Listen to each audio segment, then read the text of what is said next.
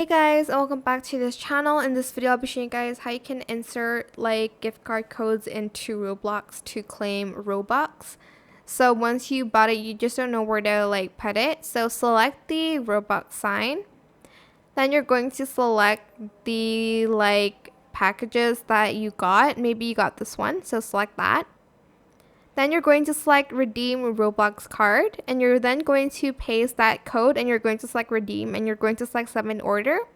Wait a couple minutes and hopefully it's going to work. Well, it's going to work if it's legit, but that's how you can insert codes into Roblox.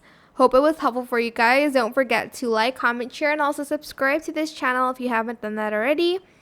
If you have any more questions about this video, just leave it in the comment section down below. I'll try my best to answer them all for you guys. And if you found this video helpful, please click the thanks button as well. That is it. Thank you so much for watching. Bye.